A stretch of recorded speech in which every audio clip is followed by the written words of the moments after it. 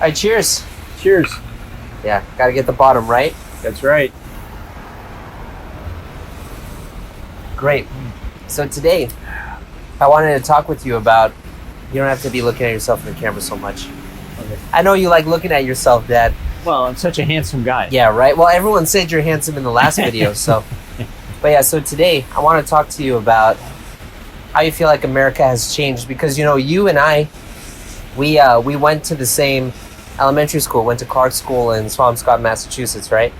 And then you were gone for like 20 years in Europe, right? And then you came back. So I guess I thought that'd be interesting to talk about, because I think a lot of Japanese people, their image of America comes from like the 50s and the 60s, the 70s maybe. Before my time. Yeah, things have changed, you know? Yeah. So for you, Dad, what do you think is kind of like one of the major changes that has happened, let's say, from the time you were like in your 20s compared to like me in my 20s? I'm 32 now, but when I was in my 20s. Well, when I think about the way the community I grew up in here has changed, it's probably reflective of the change in many communities. One thing is that children are a lot less self-sufficient than they were in terms what do of... What do you mean by that? What I mean is that, for example, my parents never would have driven me to school. Okay. Well, you also...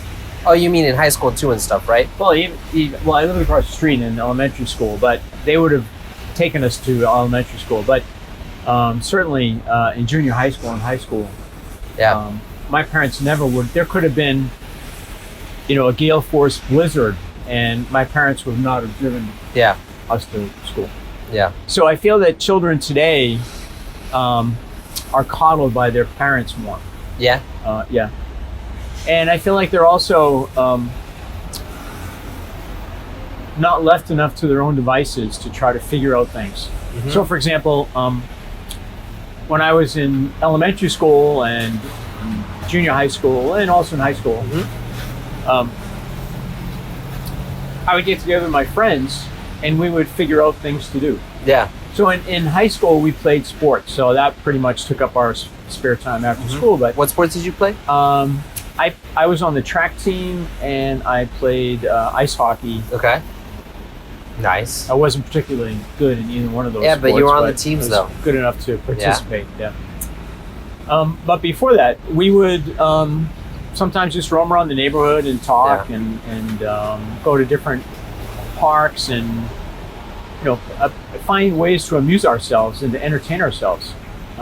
Whereas I feel like today, children need to be prescribed what their entertainment is, or even worse, in more recent times, kids seem to be always entertaining themselves by looking at their phones. Yeah, no, I get that. I mean, like I remember, so back in like 2000 when we first came back to the United States, and I went to Clark School. I remember I would play at the park across the street from school a lot. Right. But now, when you go there, you like never see kids playing in the park there, you know? Like whenever I drive by it, it's always empty. Oh, really? That's interesting. Or there's like one or two people there. Yeah. But like, I remember going down and like to the basketball court and playing basketball and just talking to like other kids there, going on the jungle gym and stuff. But yeah, just like whenever I look at it, it's empty. Yeah. So I feel that in a way, what this it's resulted in children being less able to think through and make decisions for themselves about what they want to do and how to go about doing it. Yeah. So that's kind of like a negative way that things have changed. What's like a positive way that things have changed, do you feel?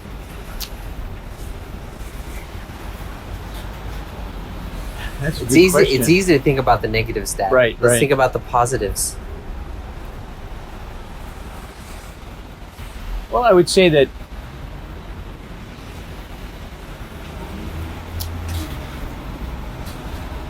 I think that today, children, because you asked me about children, right? No, I said about America in general. America in general. Yeah, you're talking about children. I think now people have a much higher standard of living. Yeah. They have much better options in terms of getting around, communicating. You know, when I was a kid growing up, it was rare. I mean, some kids in high schools had cars, but not most. I mean, of all my friends, only of my, say, 5 or 6 friends that I hung out with all the time in junior high school and high school, only one of them had his own car. Yeah. But now it's like a lot of kids have their own cars. That's right. Yeah. Also, a lot of people eat out a lot more than before. Like when you were growing up, how often did your family, did you guys eat out? Almost never. I think the only times we ate out as a family was we would often go to a diner on Sunday after church. Okay. And then I think my parents took us to McDonald's one time when it opened on the Linway. Oh, really? Okay. Yeah. So not very much eating out other than that. Right. Yeah, because now it's like, you know, a lot of people, you know, eating out, you know, people, there's more variety in food and stuff like that, and you can enjoy more things. And like when I think about Alex, or even like I think about me too, you know, well, I live in Japan now, but like I think about other families, it seems like they eat out a lot more, even though it's expensive, you know? Yeah. Like they have resources to do that, or values have changed at least, but. Right. Well, that's an interesting thing about comparing America to Germany, where, you know, I lived for many years and where you spent the first 10 years of your life. Yeah. Is that it seems like families get together and meet for like a family dinner at restaurants. Yeah. Much more frequently than they would have people over to their houses. Yeah. Nowadays? In Germany or here? In Germany. Okay, in Germany, yeah. So it's not unusual to see a group of 3 or 4 families having a big dinner at not a fancy place for some special celebration, but they're just getting together to spend an evening together. Yeah. Whereas here it seems like it's more frequently the case that people would be invited into someone's home. Yeah. Although I have to say, when I was growing up, I don't think my parents ever had anybody over. Yeah. I don't recall one person coming over for dinner. Well, your family is a little bit unique. We don't need to talk about that on camera. Okay. Yeah. If you guys are interested, you can talk to me personally about that. Yeah. But yeah, so one other thing so that made me think about something. So, so I want to ask you, so you grew up here and then you lived in Europe for a while and then you came back. So when did you move to Europe and like live there? My first time out of the country was not the first time. I'm talking about like when you lived that 20-year period. Right. That was after I got out of business school. Yeah. I got a job at a bank, which hired me to work for them in Germany.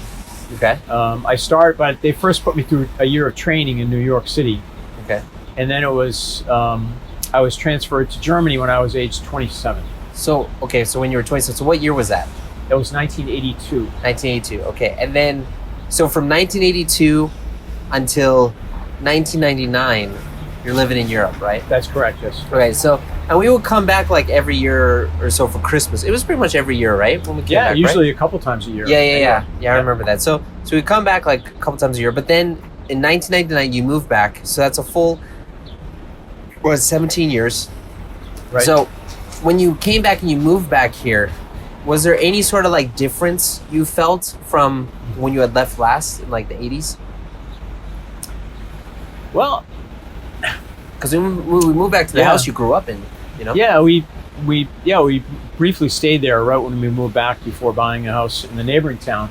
But I think visually things didn't seem much different. Yeah.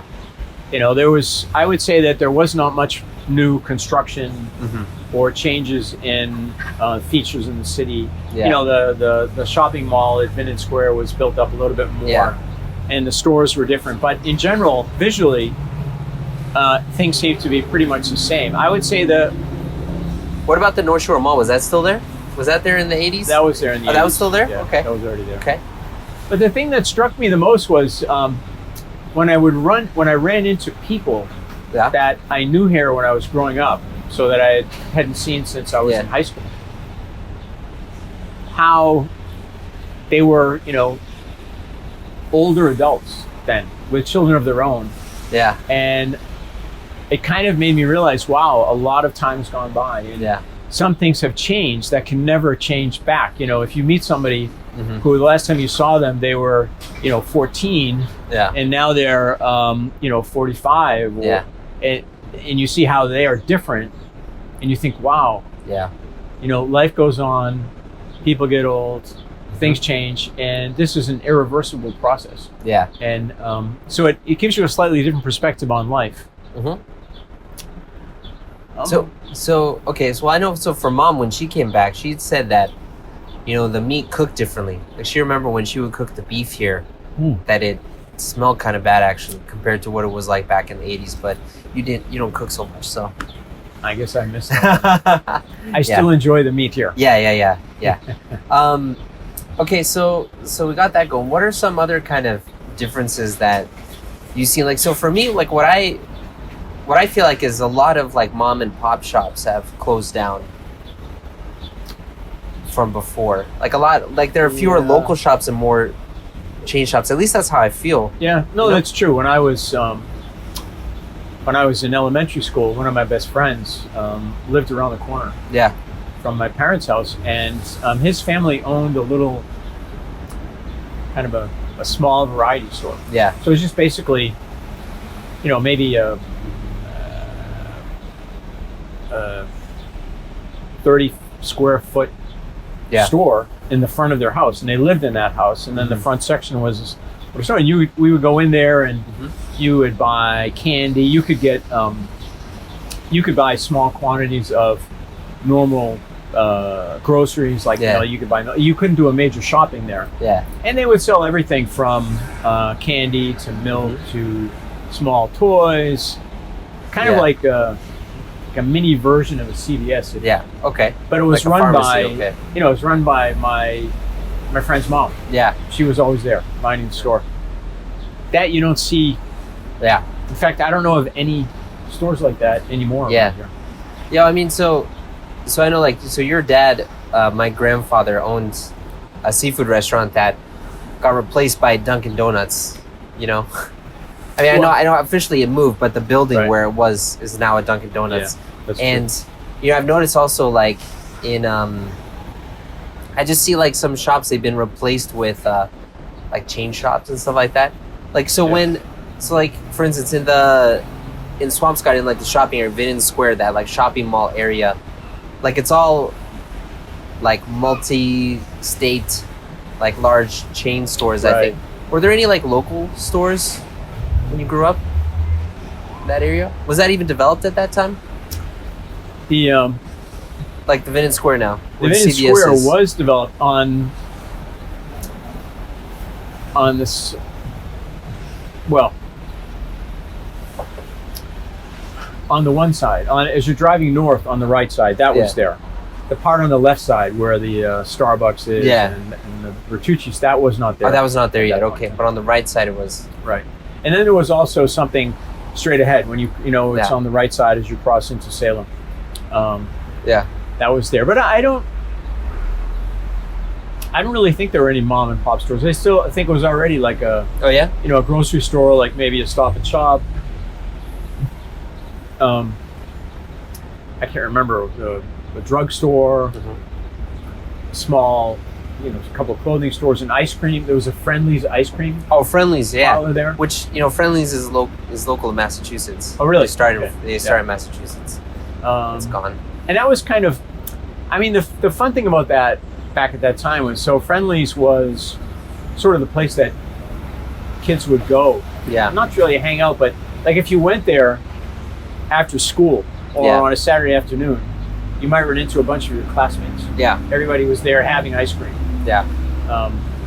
Which is something that I guess you would experience that if you went to Terry's in Marblehead. Yeah, the ice cream shop. So it's not something that's completely gone. It's just a little bit different. But it's funny, you talk about how kids don't really go out and hang out anymore, and I feel like maybe in like Swampscott or in other areas where we live north of Boston, that doesn't really happen. But where I grew up, where we moved to afterwards, Marblehead, is a pretty wealthy area, and like when I'm there, I see kids walking around and hanging out all the time. But I don't really see that in Swampscott. I don't really see that in I don't really see that in this area either, And maybe that's just because in Marblehead things are a lot safer, but also things are a lot more compact, I think. That's right. I would say one big difference between Marblehead and Swampscott, and also this part of Lynn where we live, is it's these areas are purely residential. Yeah. So you don't really have a lot of shops within walking distance of these houses. Like in Swampscott, if you wanted to walk to a commercial district, you would, where you could go to get an ice cream or you'd have to walk like 30 minutes. Right. Whereas in Marblehead, you have a lot of different options in a very small area. You've got that small sort of a colonial style town center, and I think that's conducive to people hanging out there, which I think is a very nice thing. One of the things I loved about living in Europe. Yeah. That aspect to it. Yeah. Yeah. So it's but I do really feel like in general, like you were saying, kids just don't hang out with other people. Like one thing that I think is really cool in Japan is that still, kids go to school by themselves. Like parents never take their kids to school after they start elementary school, pretty much. Like they'll always have the kids, and they'll be in groups, so they'll keep each other safe as they're going. But there's a lot more independence at that level. Like I remember, what is it? I saw on Facebook. I think I saw a post.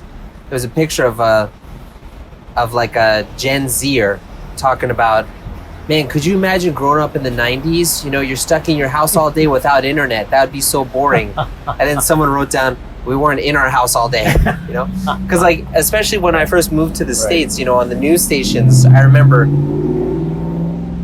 I'll just say it again. So I'd like when we first got here and I would be watching on the news stations, and they would say, it's 10 o'clock. Do you know where your children are? Yeah. Do you remember that? Yes, I do. And they definitely don't need to do that anymore, Because the kids are in the basement glued to the internet. So maybe like physically, or like the views in the shops, things haven't changed so much. But it seems like what you're touching on was kind of like the mindset or the way that people think. Yeah. So how have things kind of changed in that area, like the zeitgeist or like the culture so far compared to maybe the 80s? I think that people prided themselves on being self-sufficient back when I was a kid growing up. So there's a very different attitude towards to what degree you want the government in your country to take care of you, and to what degree you want to be independent of that. I think when I was a kid, most people thought it was shameful to get assistance from the government. Yeah. Whereas today, people are encouraged to maximize what they can get. Whereas when I was a kid, people wouldn't even take what they could get. Yeah. Unless they had no other options, really, because they didn't want to be. There was kind of this peer pressure not to do it because it was considered to be shameful. Mm-hmm. Of course, some people had no options, which is understandable. On the other hand, I feel like today the attitude is different, where people are looking for how they can maximize what they get for free. I don't know. When I was 6 years old or 5 years old, John F. Kennedy was president for a brief time, and he said, in one famous speech, ask not what your country can do for you, but ask what you can do for your country. Mm-hmm. And I feel that that's how people felt back at that time, and I feel that today it's flipped completely. Yeah. Whereas, it's more about what can we get the government to give us. Yeah, well, Walmart, encourages their employees to go get food stamps, and get government assistance, even though they're being paid full time by Walmart. And I remember I was talking to, this is when I was in Seattle, and I was independent for the first time in my life, and I was having a hard time paying rent and like affording food and stuff because my jobs were not doing very well. And I remember I told this to this person, I guess was on the same floor as me, about how I'm having a hard time like struggling to pay rent and affording food, but I'm doing my best, Mm-hmm. And she said, like, why don't you just get food stamps? And it was like, I've never thought about getting assistance from the government for food. And I was like, no, I've never thought about that. She's like, oh, what? I do that. And she's saying that as she's like smoking marijuana, which probably costs like, back then that stuff was really expensive because it was illegal, It's like, so you're spending your money on the drugs and then you're getting the food. Right. Yeah. Yeah, it's, so I would say that's probably one of the biggest changes in the mindset of the people. I feel like also people, on like more of a positive note, I feel like people are trying to be, whether if in effect they are or not, they're at least trying to be more inclusive and more socially conscious than before about like the impact of their actions on things. I would say that's true. I mean, it is a positive thing. I mean, I think it, in some ways, it can be taken to an extreme and also be, I mean, it can't be taken to an extreme to be kind and helpful to other people, but the way it manifests itself in the behavior of some people and also the, the authenticity of it is not always beyond question. But in general, that is a wonderful thing. And when I was a kid, it was, people had you were encouraged to help those in need. Yeah. But you were also, the attitude was more in the line of, people have to fend for themselves. Yeah. So, I would agree. That is a positive thing. When I was growing up, people didn't really care at all about the environment. Yeah.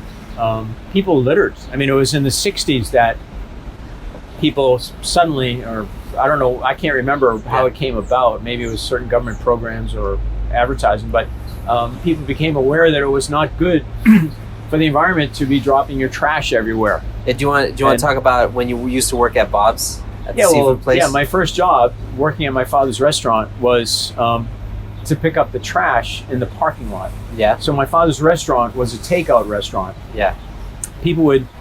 But it had a large parking lot. So people would go there, buy their food at the takeout window, and then go sit in their car and eat the food in the car. Yeah. Which today seems kind of strange anyway. But people would do that. But then when they were finished eating, they would have several small bags that had, contained the different food items, and they would just drop it on the ground outside of their car. And drive away. And that was considered normal, though. Yeah. Nobody felt like there was anything remotely wrong with that. Yeah. And my job was to pick up the trash that people had dropped and put it in a larger trash bin. But I also didn't think they were doing anything wrong. I thought, well, this is the way business works. Yeah, right. Yeah. But now when you look at it from like our perspective now, that's like impossible. Like, now you have litter fines. If you get caught littering, especially on the highway, right, you can pay a large fine, But I think people are more environmentally conscious. But one thing that's kind of still surprising for me is how recycling works here, because you visited me in Japan a few times. What trash is like in Japan, how meticulous it is. Like, you get a booklet and stuff, and I still can't believe, like, especially this time, like, so you take out the trash how many times a week? Not recycling. Once a week. And then recycling is once a week too, right? No, once every 2 weeks? Once every 2 weeks. Once every 2 weeks, right? Yeah, and so you have this big bin, and you just throw all the plastic, all the tin and the metal, and the paper. No metal. No metal? Oh, actually, no. Like cans. Like aluminum cans, that's what I mean. Yeah, right. Yeah. So you throw in like the aluminum cans and stuff, and the plastic bottles, and the cardboard and stuff on this one big bin, and you put it out, Right. Whereas in Japan, it's like each day has its own separate thing, and you have to take off the labels off of the things, off of the bottles, and they've even made it so it's really easy to take the labels off of the bottles because they know people have to take them off, Yep. Whereas here it's like, just throw it away, Yeah, and I don't know what the truth is, but I have, on occasion read reports that what we put in the recycling bin doesn't actually get recycled. That just gets thrown in landfill with the rest of the trash. Yeah. So I don't even know how. I would much rather we did it the way you do it in Japan. Yeah, so it's not, you don't know how effective it is, but at least there's this concept of that, that people are doing that. Yeah. Cool. Yeah, so what do you think is something else that's how people and their mindsets have changed. So you talked about how people are less self-reliant, but they try to be, or at least they think they try to be more considerate of other people as far as like Right. environmentally friendly or Yes. charity and stuff like that. Like, what else has changed, do you feel?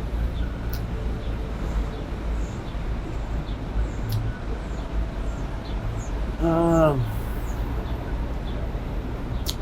was trying to think of some examples. I think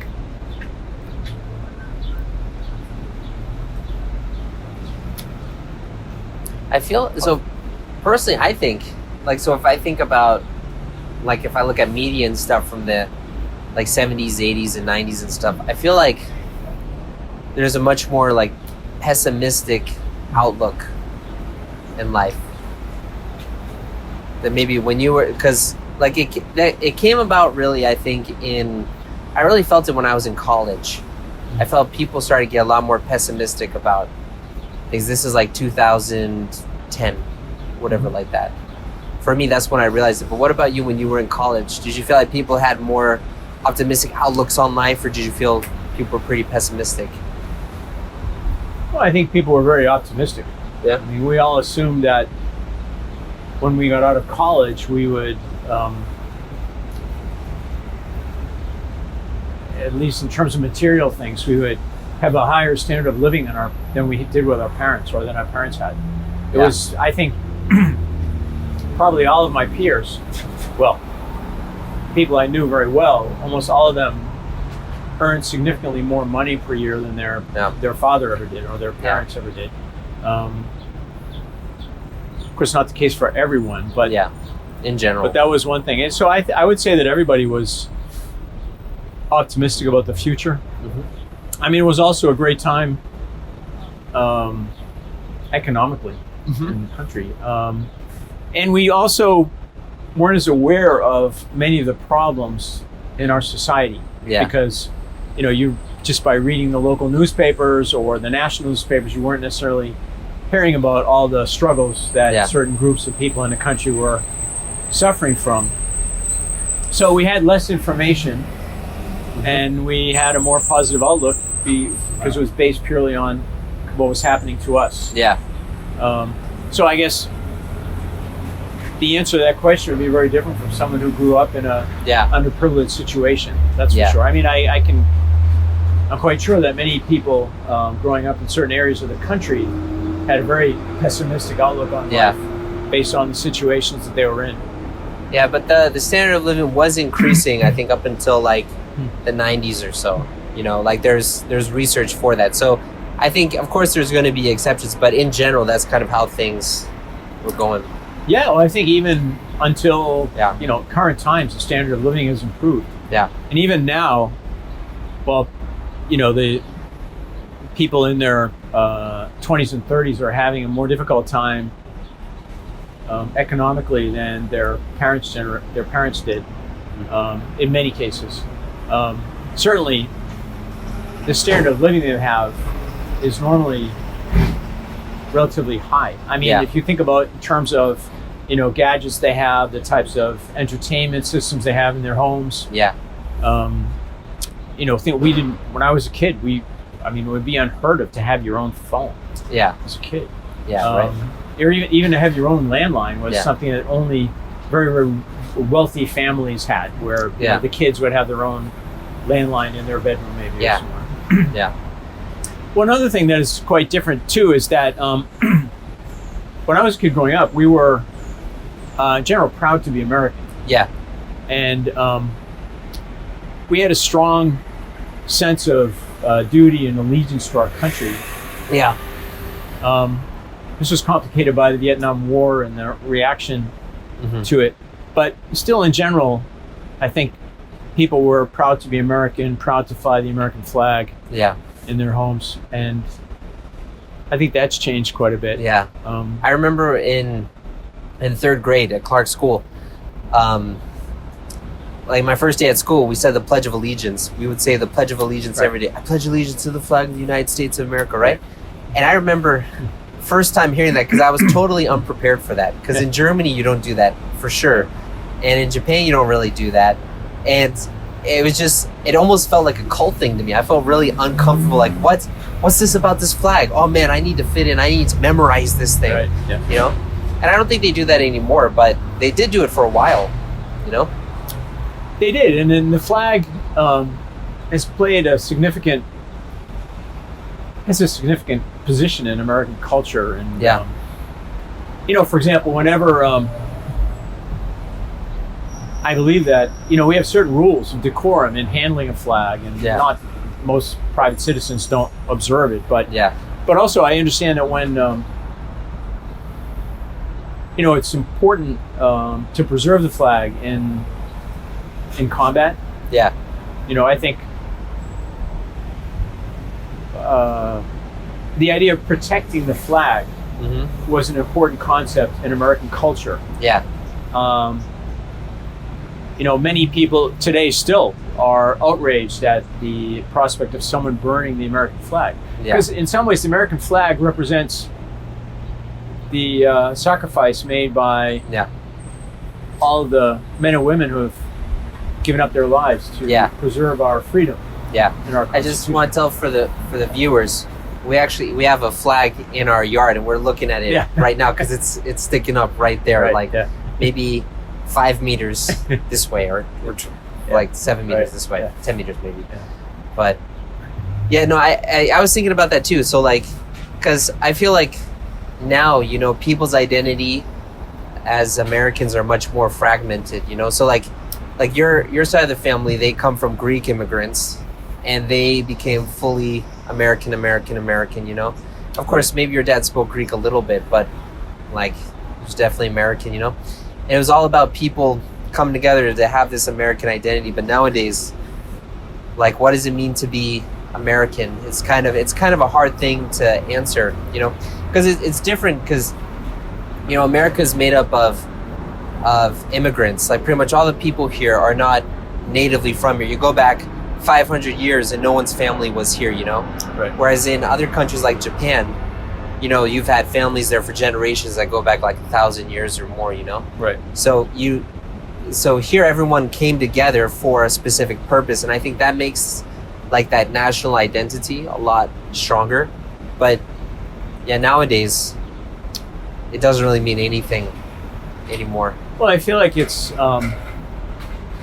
earlier waves of immigration. When people came, they wanted to adopt an American identity in addition to their own cultural heritage. Yeah. So the Greek families that came to the United States, they fully integrated into the U.S. Into American culture. You know, in many, many ways, but they still maintained their Greek identity. Of course, it varied from family to family or group to group, but nobody would have said, well, I can't say nobody, but as far as I know, I didn't know anyone who would have said, you know, I'm Greek before I'm American, or I'm something else before I'm American. And I feel that that's changed now, where you get the impression that people don't like to identify as American, even though they're here. One of the things I love is when an immigrant goes through the process to become an American citizen. And in most cases, people I've spoken to who did that, they're very, very proud of the fact that they have become an American citizen. As an American born here, I think that's a wonderful thing. The idea of people coming to our country and wanting to become American citizens, I think, is absolutely fantastic. Well, I mean, there's a lot of things happening. You know, you have. So I told you I'm reading a book about this right now, but you have like the atomization of entertainment and stories and media. So like back in the past, when you had very few media sources, like there used to be 3 TV channels, you know, in America, and now there's countless, there's hundreds. So like the stories people are getting told, or the media they're getting, is different, you know. And also, you know, the communities, there's more people, things are becoming more like, you're getting your own kind of ecosystem. Before, just because there weren't so many sources for media, everyone was kind of sharing the same stuff, but now everyone has their own stuff, which I think is leading to that. I think you might have that a bit in Japan too, you know. That might just be how the world in general is going, you know. But Yeah, I would think so. yeah, I feel we talked about some interesting topics. We have some food for thought. Was there anything else you wanted to share? If not, Well, I would just say that I think there's a very interesting topics for discussion, and